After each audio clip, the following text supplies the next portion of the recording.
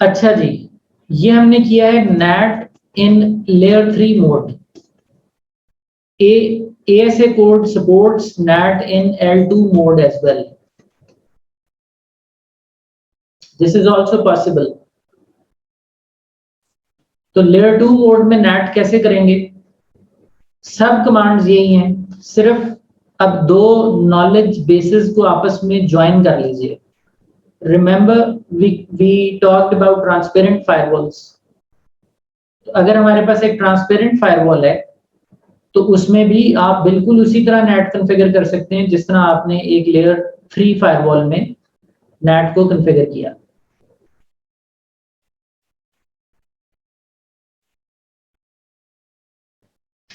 कुछ छोटे-छोटे डिफरेंसेस होंगे, वो आप नोटिस कर लेंगे कि क्या है. जिस तरह आप पैट करते हैं जब, तो आप इंटरफेस की आईपी पे पैट करते हैं, वहां इंटरफेस का तो आईपी कोई होता ही नहीं है, so you can not do interface PAT.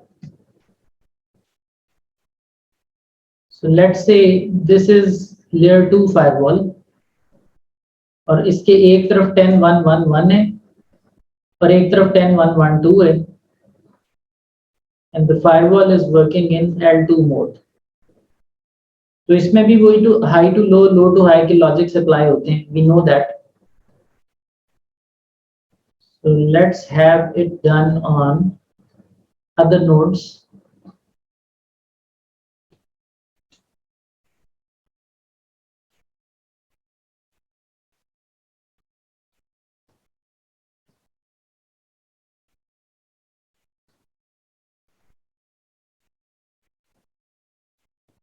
So router 4 inside पर है एक लेयर 2 मोड फायरवॉल की और राउटर 5 आउटसाइड पर है एक लेयर 2 मोड फायरवॉल की. और इसका अपना जो BVI का आईपी है that is 10.1.1.3.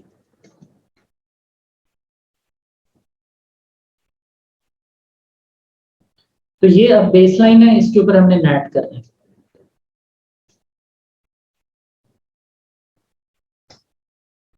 So we are on router 4. Let's telnet 10.1.1.2. We land in router 5. यहाँ से हमने 10.1.1.2 को telnet किया and we landed on router 5. हम इस ASA में देखते हैं कि कनेक्शन टेबल में एंट्री आ गई. So we can see that 10.1.1.2 को telnet किया है 10.1.1 ने. सेम सबनेट है, तो ये लेयर 2 मोड में ASA वर्क कर रहा है. Show firewall, so you can see that the firewall is in transparent mode. और इसकी कॉन्फ़िगरेशन जो है that is fairly simple कि हमें कोई से दो इंटरफेसेस को ब्रिज ग्रुप में डालना होता है. ये हम प्रीवियस सेशंस में पढ़ आए हैं. और इसके लिए हम एक BVI इंटरफेस भी क्रिएट करते हैं and that BVI interface is here.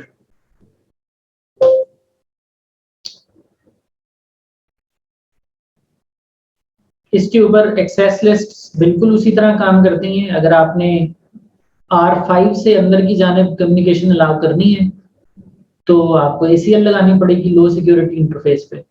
That works the same way. अब लेट्स से हमने यहाँ पे ट्रांसलेशन करनी है, तो मैं 10.1.1 को ट्रांसलेट कर सकता हूँ इनटू 10.1.1.10. तो देखा जाए तो सोर्स और डेस्टिनेशन सेम सबनेट में है.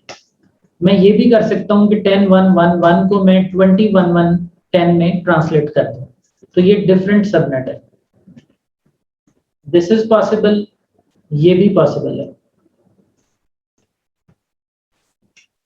इस केस में we need to enable route for 20.1.1.10 on R5 towards ASA.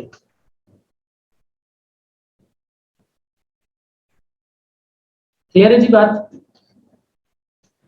अब इसको अकॉम्प्लिश करने के लिए हम ऑब्जेक्ट नेट यूज करें, हम ट्वाइस नेट यूज करें, this is up to us. Anything is supported. तो हम यहाँ लिख देते हैं ऑब्जेक्ट नेटवर्क LAN होस्ट है 10.1.1 और इसको हमने ट्रांसलेट करना है बिल्कुल वही कमांड्स, और हमने इसको ट्रांसलेट करना है लेट्स से 10 1 1 10 में।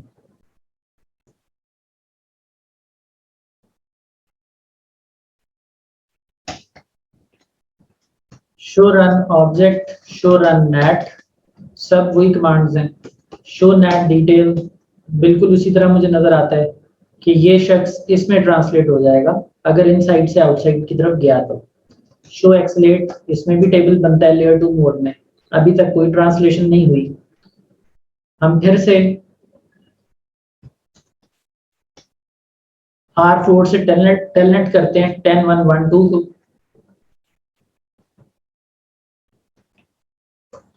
So we log in R5, यहाँ पे show एक्सलेट देखते हैं। So we can see that 10 1 1 is translated into 10 1 1 10।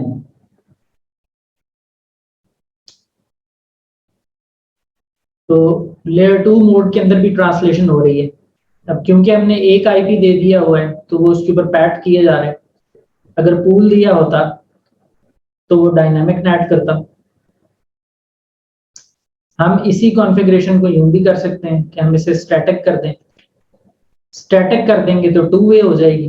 फिर हम ACL भी दे सकते हैं बाहर से किसी को अंदर लाने के लिए।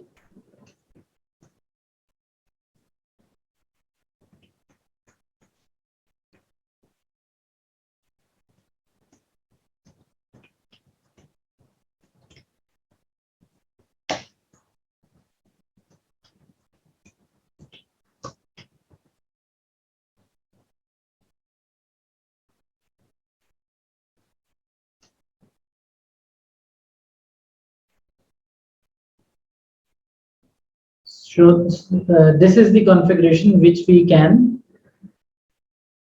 configure on ASA in layer 2 mode to accomplish static bidirectional net.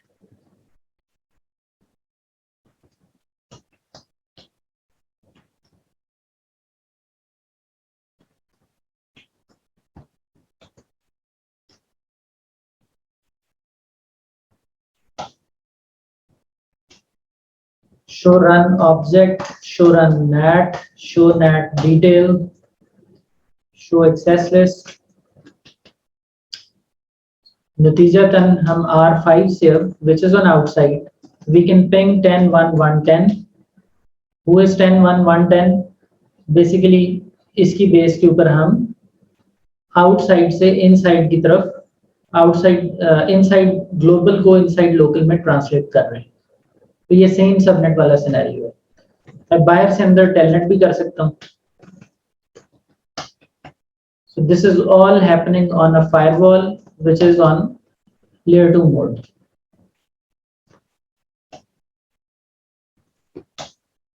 सब कुछ उसी तरह दिखाया जा रहा है।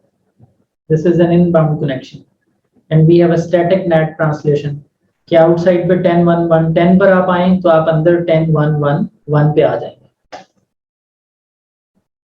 अच्छा, इसी कॉन्फ़िगरेशन को हम डिफरेंट सबनेट में भी लेके जा सकते हैं।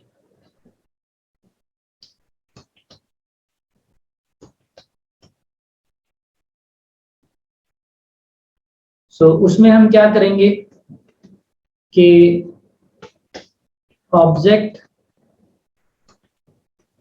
Network LAN host 10 1 1 1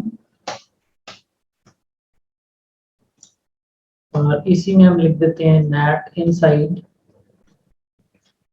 from outside static 20 1 1 10। So this is a different subnets IP.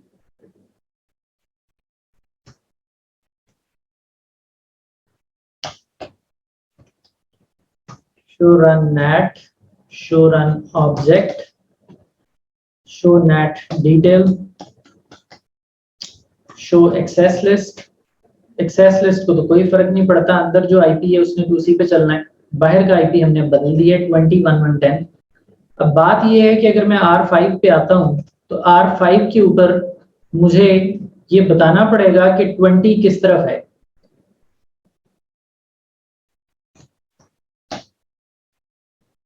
अभी तक इसके पास कोई रूट नहीं है, तो अगर मैं लिखता हूँ telnet 201110 तो वो तो उसके लिए अनरीचेबल है. He has no idea where 201110 resides. So R5 को हमें बताना पड़ेगा कि 201110 किस तरफ है. We need to enable root. अब ये रूट दो तरीके से दिया जा सकता है. आप यहाँ लिख सकते हैं IP रूट 201110. ये एक स्पेसिफिक IP है तो /32 का रूट दे रहे हैं. You can point it to the BBI interface और आप यहाँ पे सिंपली ये लिख सकते हैं कि इसको फास्ट इथरनेट 1/0 से निकाल दो. Since this is fast 1/0 ये भी लिख सकते हैं बिकॉज उसको सिर्फ इतना पता चलना चाहिए कि मुझे ARP कहाँ सेंड करनी है. तो आप ये पॉइंट कर देंगे, इससे भी इंटरफेस का ही तयन होता है. या आप ये पॉइंट कर दें तो उसको बस ये पता लगना चाहिए कि 201110 के लिए ARP किधर भेजनी है. तो इससे आप बता रहे हैं कि फास्ट 10 में भेजनी है. तो यहाँ ARP जब सेंड की जाएगी तो नेचुरली ASA प्रॉक्सी ARP के जरिए जवाब दे देगा कि मेरा मैक ले लो 201110 के लिए और कम्युनिकेशन हो जाएगी. So let's go with IP root 201110.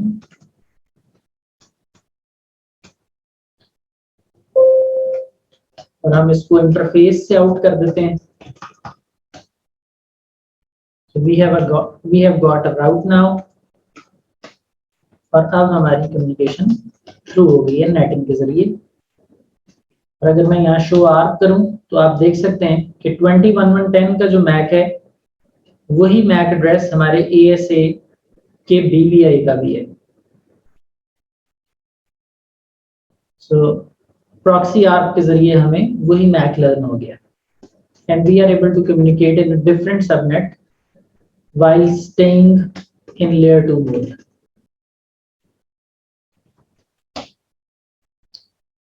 So इसको किस तक लाया जा रहा है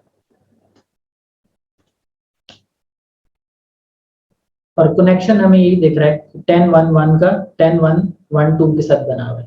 ट्रांसलेशन ओवर एंड अबव है. तो लेयर 2 मोड में भी नेट का कॉन्सेप्ट क्लियर है जी. It works exactly almost the same.